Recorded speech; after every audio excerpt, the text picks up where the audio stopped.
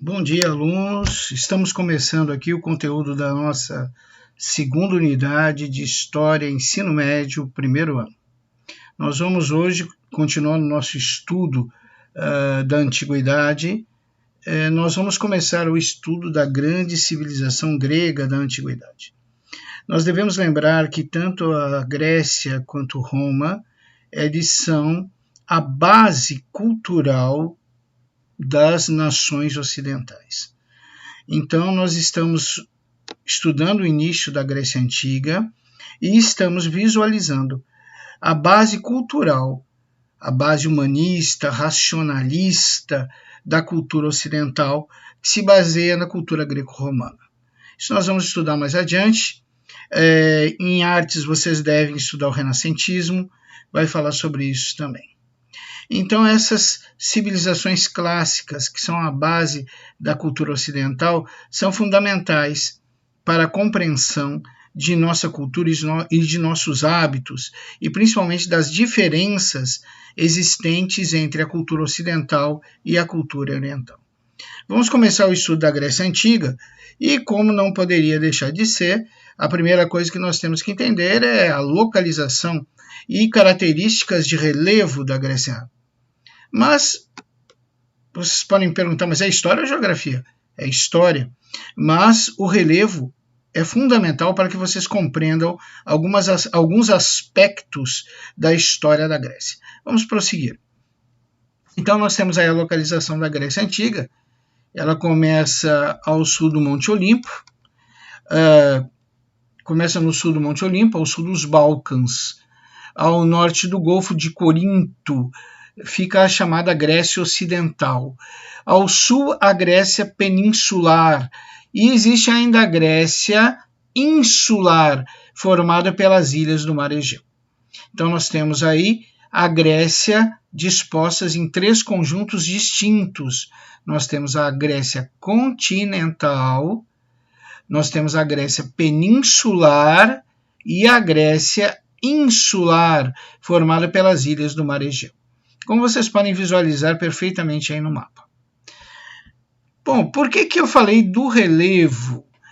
Se um dia vocês tiverem a oportunidade de visitar a Grécia, vocês vão observar que o relevo é extremamente montanhoso e o litoral é bem recortado. Então, essas características do relevo acabaram fazendo com que os gregos se dedicassem à navegação, à pesca, ao comércio marítimo e um pouco menos à agricultura. Por quê? Porque o terreno era extremamente montanhoso e acidentado e as áreas agricultáveis, as áreas que permitiam a prática da agricultura, ocupavam um menor espaço no território. Os gregos, então, se dedicando pesca, navegação e comércio, eles entraram em contato com várias outras civilizações. E isso influenciou muito na cultura grega, influenciou muito nos seus hábitos e costumes. Então, nós vamos ver como o relevo é importante nas características, na história de uma civilização. O terreno da Grécia sendo acidentado, montanhoso, fez com que os gregos, por esta dificuldade, desenvolvessem menos sua agricultura e se dedicassem mais ao comércio e à pesca. Se dedicando mais ao comércio e à pesca, eles tiveram um contato maior com outras civilizações e acabaram fazendo uma troca cultural com essas civilizações, fornecendo cultura e absorvendo cultura. Bom, vamos continuar. Nós vamos ver que a história da Grécia é dividida em períodos. Que períodos são esses? Os períodos da história da Grécia é o período pré-homérico, o período homérico, o período arcaico, o período clássico e o período helenístico. Então, período pré-homérico, antes de Homero, nós já vamos ver isso, período homérico, período arcaico, período clássico e período helenístico. O objeto de estudo dessa aula de hoje é o primeiro período, o período pré-homérico. O período pré-homérico, como o nome está dizendo, é antes de Homero. Homero, o grande historiador, o autor de Ilíada e Odisseia. Então, o período pré-homérico, ele se caracteriza por ser o período inicial, onde ocorre a formação do povo grego, onde ocorrem o surgimento dos gêneros e assim por diante. Então, hoje, nesta aula, nós estudaremos detidamente o período pré-homérico e suas características. Vamos lá, então? Então, hoje, o objeto de nosso estudo é o período pré-homérico. O período pré-homérico, como falei anteriormente, ele trata da formação do povo grego. Então, vamos lá. Os povos indo-europeus, eles acabaram migrando para a Grécia e, chegando lá na Grécia, eles encontraram um povo que já habitava a Grécia, mas esse povo tinha uma cultura muito rudimentar. Eles eram chamados de pelascos ou pelágios. O primeiro grupo de indo-europeus que foi para a Grécia se chama aqueus. Os aqueus, então, chegam na Grécia e encontram, vivendo na Grécia, um povo primitivo, de uma cultura primitiva, chamado pelascos ou pelágio, como vocês quiserem. Os aqueus, então, invadem o território, dominam os pelágios e se apossam deste território na Grécia. E lá eles irão erigir duas grandes cidades, a cidade de Tirinto e a cidade de Micenas. Então, gente, a formação do povo grego inicia com a invasão, com a chegada dos povos indo-europeus. O primeiro povo que chegou aí, como acabei de falar, os aqueus. Os aqueus, ao chegarem na Grécia, encontram uma civilização que aí vivia, os pelágios ou pelascos, como vocês preferirem. Como essa civilização tinha uma cultura inferior, eles foram facilmente dominados pelos aqueus, que se apossarão do seu território. Então, agora nós vemos que os aqueus se instalam na Grécia e constroem duas grandes cidades, a cidade de Micenas e a cidade de Tirinto. Vamos dar uma olhada nessas cidades? Vocês têm aí uma planta, uma visão superior da cidade de Micenas. Era uma megalópole, né? Era uma cidade muito grande, cercada por grandes muralhas. Às vezes é um pouco inocente pessoas que não têm conhecimento de história, que se surpreendem com as construções, com as obras da antiguidade. Acreditar que os nossos antepassados não sabiam criar, elevar grandes monumentos, grandes cidades, grandes muralhas, é uma expressão de completa ignorância. Observe a cidade de Micenas, criada pelos aqueus. Ela é um complexo arquitetônico extremamente sofisticado e complexo, feito por pessoas que viveram milhares de anos antes de Cristo. E não existe nada de fantástico nisso. Nós devemos lembrar que os homens manipulavam, talhavam a pedra desde a pré-história. Eles tinham essa tecnologia e essa habilidade. Eles conseguiam construir muros de pedra que se encaixavam com perfeição, por onde as frestas entre uma pedra e outra não passavam uma folha de papel.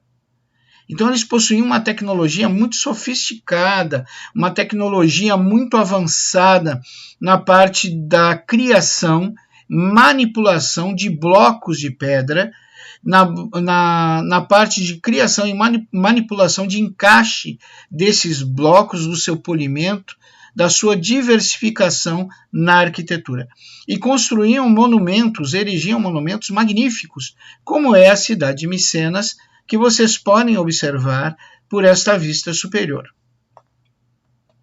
Nós também temos a cidade de Tirinto, que é magnífica. Nós também temos uma visão superior da cidade de Tirinto, né? Essa cidade tinha palácios, grandes salões para encontros, possuía colunas finamente trabalhadas, né? Então era um monumento onde já se via a arquitetura clássica da Grécia sendo construída, sendo erigida. Só que, próximo dali, na ilha de Creta vivia uma outra civilização chamada civilização cretense. Essa civilização cretense, ela tinha como núcleo principal, como eu acabei de falar, a ilha de Creta. Como eles não tinham terras agricultáveis em boa quantidade e não possuíam muitos recursos minerais, nós vamos observar que os cretenses, como atividade econômica, eles vão se desenvolver na navegação comercial. Então, os cretenses, eles dominavam a navegação comercial desta região, né? O comércio marítimo dessa região foi a grande atividade econômica dos cretenses, que tem esse nome porque habitavam na ilha de Creta, obviamente. A cidade mais importante dos cretenses, a sua capital, era Knossos, governada pelo rei Minos. Pessoal, vamos abrir um parênteses aqui. Esse rei Minos é o mesmo rei que é falado, que é inserido na mitologia grega, na história do Minotauro. Eu vou deixar aí nos vídeos complementares um vídeo sobre a lenda do Minotauro. E essa lenda ela se liga muito a esse rei Minos e a capital Knossos. Reza a mitologia grega que o Minotauro vivia nos porões, nos subterrâneos do palácio de Knossos, na ilha de Creta, durante o governo do rei Minos, em um labirinto. Durante muito tempo isso foi considerado pura mitologia. Mas agora, se eu não me engano, em 2017, arqueólogos na ilha de Creta descobriram o palácio do rei Minos e descobriram que realmente existem subterrâneos, e nesse subterrâneo há um intrincado, um bem elaborado labirinto. Então toda a mitologia tem um pouquinho de verdade. Existiu o rei Minos? Existiu. Existiu o Palácio do Rei Minos? Existiu. Nesse palácio, no seu subterrâneo, havia um labirinto? Havia. Então só falta, né, encontrar agora o Minotauro, porque todo o resto que reza na mitologia foi encontrado pelos arqueólogos em 2017. Bom, voltando aqui ao nosso estudo e relembrando vocês que eu deixarei no vídeo complementar 01 o acesso ao link da história sobre o Minotauro, a mitologia grega que fala sobre o Minotauro e sobre o herói Teseu. Mas vamos continuar o nosso estudo aqui. Então nós vimos que os aqueus, que é um povo indo-europeu, chega na Grécia, domina os pelágios ou pelascos, imediatamente se instala no território e vai construir duas magníficas cidades, duas cidades colossais, que é a cidade de Micenas e a cidade de Tirinto. Nós estamos descobrindo agora que próximo dessas cidades existia a ilha de Creta, e na ilha de Creta vivia o povo cretense. Como esse povo na ilha de Creta tinha poucas terras agricultáveis, o terreno não era muito próprio para a agricultura, e também, como não haviam muitos recursos minerais, nós vamos ver que os cretenses vão se dedicar a atividades marítimas, principalmente o comércio, e eles vão dominar o comércio marítimo nessa região, né? Então, nesta região, na ilha de Creta, existia a cidade, a capital dos cretenses, que é Knossos, onde reinava o rei Minos. A unidade política básica da civilização cretense também foi denominada como cidade-estado. O que é uma cidade-estado? Cidade-estado é uma cidade que possui total independência política, econômica e social. Ela não faz parte de um império. Ela é uma cidade que tem os seus governantes, sua religião, sua política e sua sociedade. Ou seja, ela não faz parte de um império. Ok? Ficou compreendido isso? Se eu colocar na prova, o Império Cretense está certo ou está errado? Está errado, porque não havia império. Haviam cidades-estado, as famosas polis, que nós vamos estudar mais adiante. Essas cidades-estado se caracterizavam pela total independência política, econômica, social e religiosa, e não faziam parte repito, não faziam parte de nenhum império. Eram cidades independentes, autogovernadas, com sua própria economia, religião e política. Bom, é óbvio que a proximidade fez com que os aqueus entrassem em contato com os cretenses. E os aqueus absorveram muito da cultura sofisticada dos cretenses. E aí nós podemos dizer que surge uma mistura das duas culturas, que é a cultura creto-micênica. Então, os nossos amigos aqueus, devido à proximidade com os cretenses, vão entrar em contato, até porque os cretenses praticam intenso comércio marítimo, eles vão entrar em contato com os aqueus, e esse contato vai permitir que aqueus e cretenses façam uma troca cultural. E com o passar do tempo, as duas culturas acabam se fundindo e criando uma nova cultura, uma civilização creto-micênica, onde se mistura a cultura dos cretenses e a cultura dos aqueus, a cultura micênica. Vamos mais adiante. Então nós vimos que, a princípio, aqueus e cretenses viviam em harmonia, até mesmo com trocas culturais, trocas comerciais. Só que, por volta de 1700 a.C., chega à ilha, chega à Grécia, outros povos indo-europeus. Que povos são esses? Os jônios e os eólios. E eles vão passar a viver junto com os aqueus. Então, observa, junto à civilização, junto à população dos aqueus, se somarão outras civilizações indo-europeias, a civilização dos jônios e dos eólios. Isso fez com que a população micênica... Por que a gente diz população micênica? Porque a capital dos aqueus, vocês devem lembrar que se chama Micenas. Então, aí vem a origem da palavra civilização ou população micênica. É aquela que vive na capital Micena. Ok? Bom, continuando.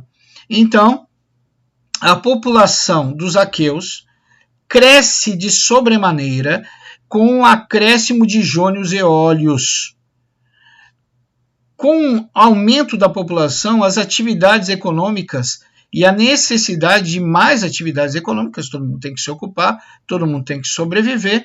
Então, essas atividades econômicas elas vão crescer e vão de sobremaneira. É necessário arrumar ocupação para toda essa gente.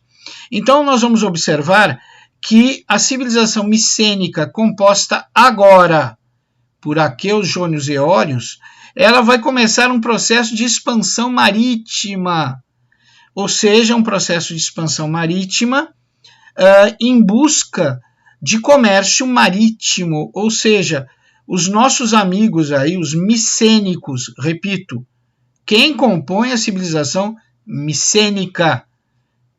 Agora, aqueus, jônios e eólios. Antes, apenas aqueus. Por que se chama micênico? Por causa da capital, Micenas. Ok?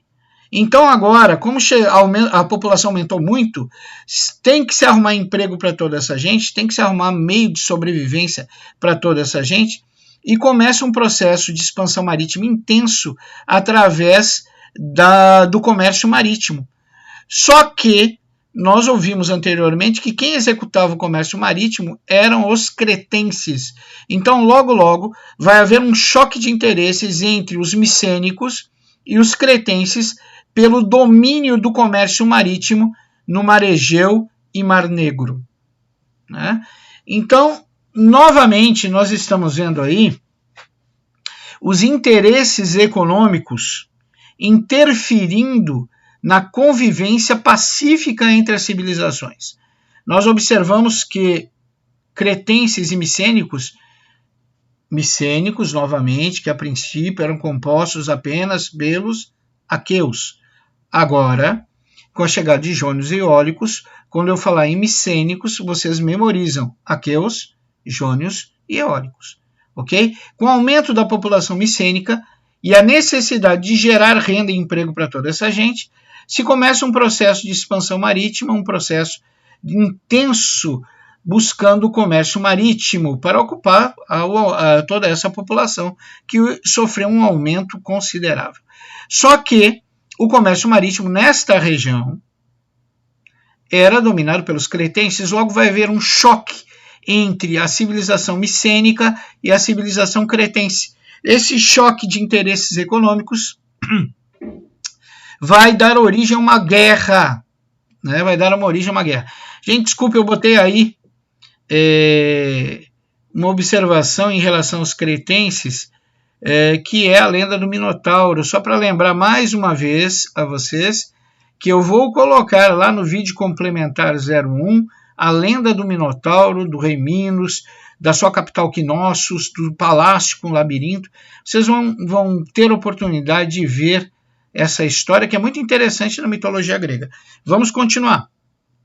Então, a expansão marítima comercial dos micênicos vai entrar em choque com quem já dominava esse comércio, que eram os cretenses. E isso vai dar origem a uma guerra, um conflito armado entre micênicos e cretenses. Nesse conflito armado, a vantagem vai para os micênicos, que tem uma população bem maior, né, bem maior que a população cretense, e esse acréscimo populacional dos micênicos vai auxiliá-los de sobremaneira na guerra contra os cretenses.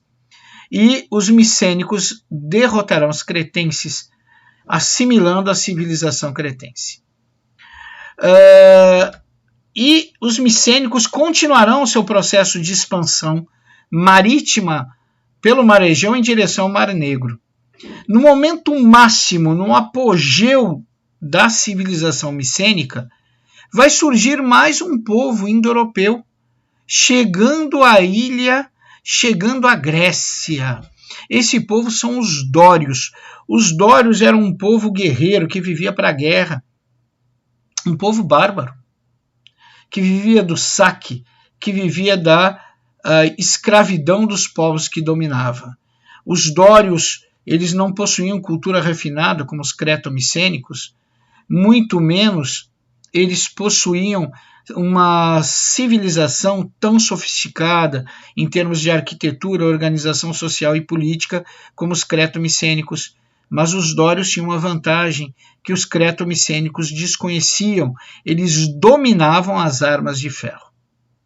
Os dórios, apesar de estar em menor número que os creto-micênicos, por que eu estou falando creto-micênicos?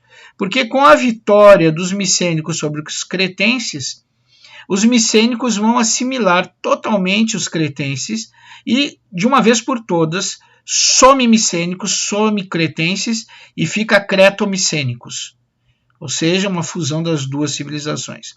Apesar da civilização creto-micênica ser 3 vezes maior que os seus invasores, os dórios, apesar dos creto-micênicos terem uma organização social, política e econômica muito mais sofisticada que os dórios, em menor número, derrotarão os exércitos creto-micênicos graças a uma vantagem indiscutível.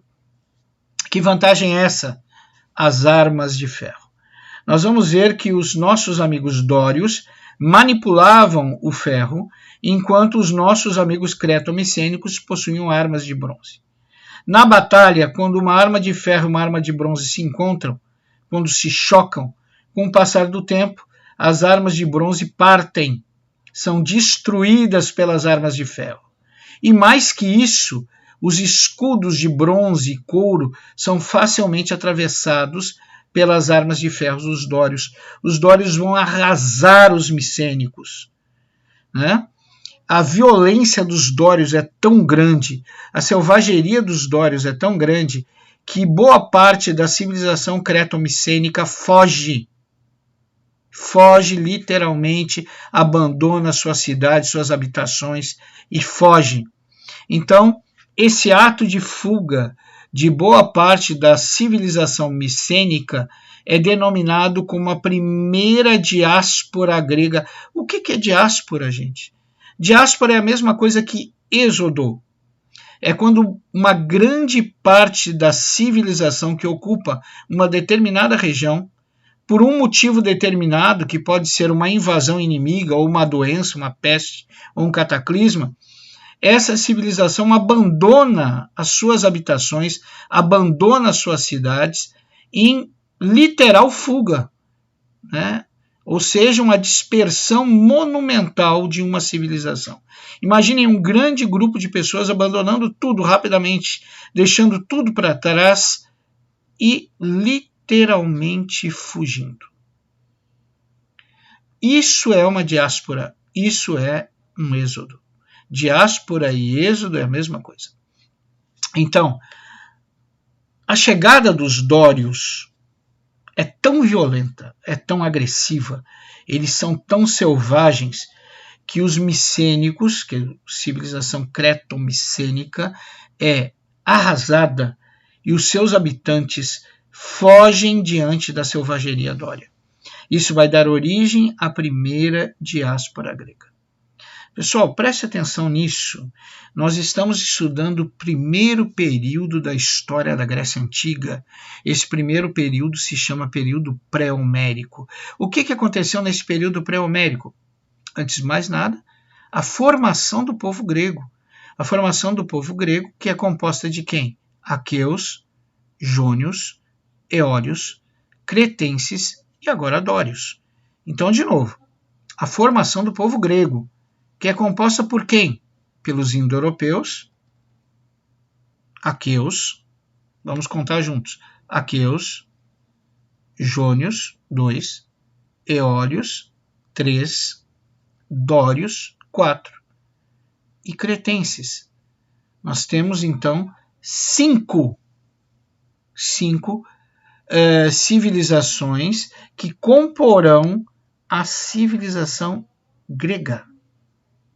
De novo, aqueus, jônios, eólios, dórios. Aqueus, jônios, eólios, dórios são indo-europeus. Somados aos cretenses, essas 5 civilizações, seus conhecimentos políticos, sociais, econômicos, militares se somarão e darão origem ao povo grego. Então, o período pré-homérico é o período de formação, o período que vai dar origem ao povo grego. Compreendido? Então, se numa prova em qualquer lugar, na escola, no Enem, num concurso, cair, em que período ocorre a formação do povo grego? Período pré-homérico. Nós vimos também que nesse período, com a chegada dos dórios, houve a primeira diáspora grega. O que é diáspora? A mesma coisa que êxodo, uma debandada de uma civilização inteira, ou boa parte dela, motivada por uma invasão inimiga, um cataclisma ou mesmo uma doença. No caso, foi uma invasão inimiga selvagem do povo dório, que fez com que boa parte dos micênicos fugissem em perfeita debandada, fugindo da selvageria da morte ocasionada pelos nossos amigos dórios ou da escravidão que eles iriam impor sobre aqueles que permanecessem. Então, no período pré-homérico, nós temos aí 2 coisas interessantes. A formação do povo grego e a primeira diáspora grega provocada pelos dórios. Pessoal, agora eu chamo a atenção de vocês para um fato. Alguns historiadores atribuem o fim do período pré-homérico à invasão dória. Então eles dizem o seguinte: quando os dórios chegaram e provocaram a primeira diáspora grega, acabou o período pré-homérico. Outros historiadores, eles dizem que não. Eles dizem que o período pré-homérico ele vai terminar com a formação dos genos, que nós já vamos estudar. Aqui eu estou prestando mais uma informação sobre a civilização dória, mas a título de curiosidade, se vocês quiserem saber mais sobre os dórios, então aí fala que eles eram guerreiros, saqueadores, que eles tinham conhecimentos do ferro, né? Enquanto os povos locais, né, os micênicos e os cretenses, só conheciam o bronze. É aquela informação que eu dei anteriormente, que eles, apesar de menor número, apesar de uma organização menos sofisticada, os dórios vão derrotar os creto-micênicos graças a essas armas de ferro, né? Então isso dá uma vantagem terrível para eles no campo de batalha, e também cita aí o que eu já falei para vocês, que é a primeira diáspora grega, que é os micênicos em debandada, temendo os dórios, sua selvageria, temendo a morte ou se tornar escravos dos dórios. Tá ok? Então, nós vamos ver que os nossos amigos fugindo dos dórios, dentro da Grécia, claro, essa população vai começar a viver isoladamente. Eles procuram um lugar bem distante dos dórios para viver, e eles vão formar clãs. Primeiro, esses clãs, eles têm um apego familiar, são clãs familiares. Famílias inteiras vivendo reunidas em determinados lugares. Esses grupos clânicos, por que clânicos? Porque são clãs, diversos clãs próximos uns dos outros, vão acabar com o passar do tempo se unindo e dando origem a um novo grupo populacional, uma nova organização populacional chamada genos. E aí vem o que muitos historiadores realmente consideram o fim do período pré-homérico, é quando surgem os genos. Então, prestem bem atenção nisso. Se vocês estiverem fazendo o Enem, os historiadores, a linha histórica seguida pelo Enem, ela diz que o período pré-homérico acaba com a formação dos genos. Qualquer outro lugar, fora o Enem, um concurso, um vestibular numa universidade particular, provavelmente ele vai falar que o período pré-homérico acaba com a invasão dória e a primeira diáspora grega. Então, cuidado com isso. Não esqueçam, prova do Enem. Eles são os únicos que adotam isso e por isso que eu coloquei. Porque nós precisamos prepará-los para tudo. Então, prova do Enem. Atribui a formação dos genos, ou seja, quando os genos são formados, quando esses grupos clânicos, quando esses diversos clãs se unem e formam genos. O que é genos? É uma comunidade, a comunidade gentílica, que nós já vamos ver. Terminou o período pré-homérico. Já todas as outras instituições que praticam provas, seja para concurso ou para vestibulares, universidades particulares, geralmente eles consideram que o fim do período pré-homérico ocorre com a invasão dória e com a primeira diáspora grega. Então tomem cuidado com isso. Bom, vamos falar mais detidamente o que são genos, né? Então nós vamos ver o que nós já falamos antes, que os refugiados da primeira diáspora grega, aquela galera que fugiu da selvageria dos nossos amigos dórios, vai formar pequenas comunidades autossuficientes que se baseiam no coletivismo. O que é o coletivismo? Não existe propriedade privada, tudo é de todos. Tudo que é produzido por todos e dividido igualmente entre todos. Então, essa comunidade, o genus, ela é chamada também de comunidade gentílica. Então, o genus foi a forma de organização social do período homérico, ou seja, após a invasão dos dórios. Está começando o período homérico, fim do período pré-homérico, início do período homérico. O que nós encontramos como organização social? Os genus e a comunidade gentílica. Então, eram comunidades, como eu falei anteriormente, formadas por famílias, grandes famílias, famílias extensas, com autoridade patriarcal, ou seja, quem mandava eram os patriarcas, eram os pais dessas famílias. A terra era coletiva, todos produziam alimentos e os artigos necessários à sobrevivência do grupo, sem a preocupação de produzir excedentes. Então, a comunidade gentílica, não existe propriedade privada, não existe divisão de classe, existe cooperativismo e existe a coletividade. Tudo é de todos. Todos trabalham, todos colhem, tudo vai ser igualmente dividido entre todos. Nessa comunidade tem líderes, esses líderes são os patriarcas, os anciões das famílias, dos antigos clãs de famílias que acabaram se unindo e formando os genus. Então, a outra coisa que nós acabamos de falar é que o genus só se preocupa com a sua autossuficiência, ou seja, produzir alimentos para si, sem se preocupar com o comércio. Aliás, eles nem podiam se preocupar com o comércio, porque se saíssem a comercializar, dariam de cara com os dórios e acabariam tendo suas mercadorias saqueadas e virariam escravos mesmo. Então eles não se preocupavam em produzir excedentes. Tudo que era produzido era consumido. Eles viviam muito bem, né? Toda a sociedade cooperativa vive muito bem.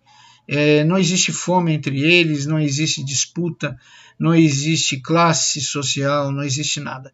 Existe apenas o cooperativismo e a coletividade.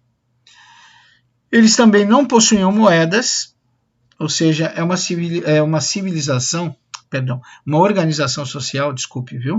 É uma organização social que vive através do sistema de trocas. Lá nos Gêmeos não tem moeda, tu troca um produto pelo outro, né? E assim vai indo. Né? E por que eles faziam essas trocas? Geralmente eles faziam essas trocas para obter metais, né? Porque eles precisam de metais, e para obter sal. O sal era um artigo raríssimo e muito valorizado. Então, de novo, a comunidade gentílica ela se caracteriza pelo quê?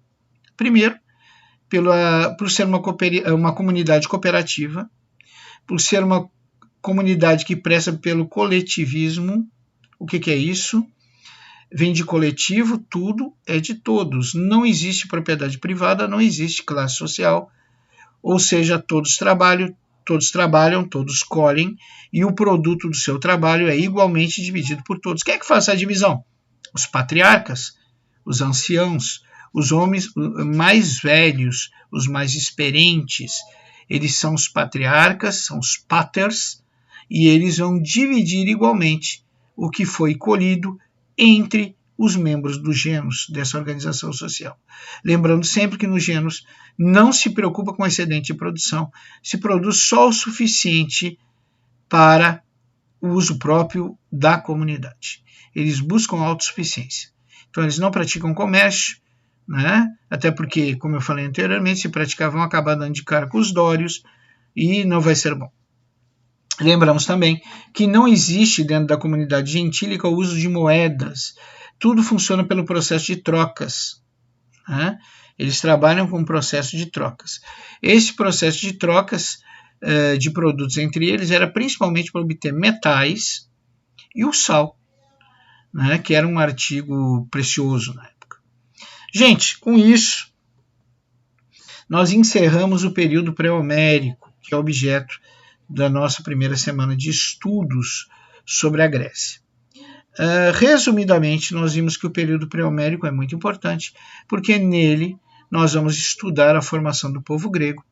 Nós vamos observar também que houve o processo de expansão marítima dos micênicos, que esse processo de expansão marítima dos micênicos acabou dando origem a um conflito armado entre cretenses e micênicos, ambos desejosos de dominar o comércio marítimo, que se estendia lá do Mar Egeu até o Mar Negro, né?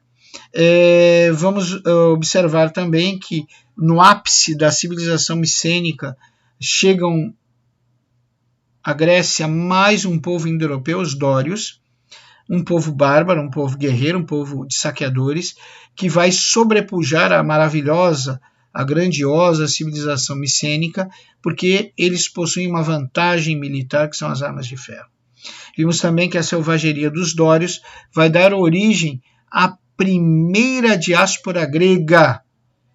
E os nossos amigos em fuga dos dórios, fugindo dos dórios, irão se afastar o máximo possível e acabarão criando uma comunidade chamada comunidade gentílica, o gênus.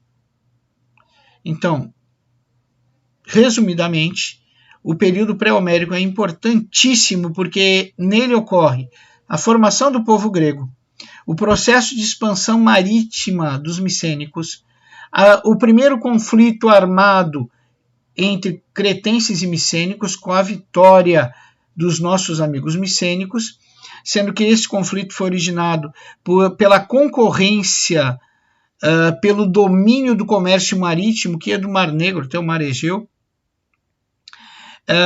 Nesse período também vai ocorrer a invasão de mais um povo indo-europeu, os dórios, que é um povo de saqueadores, um povo de bárbaros, que vai arrasar a civilização micênica, e boa parte da civilização micênica vai em fuga dos dórios, dar origem à primeira diáspora grega. Fugindo dos dórios, eles vão se afastar o máximo possível e nessa nova localidade eles vão criar uma nova comunidade, a chamada comunidade gentílica, que vive nos Genos.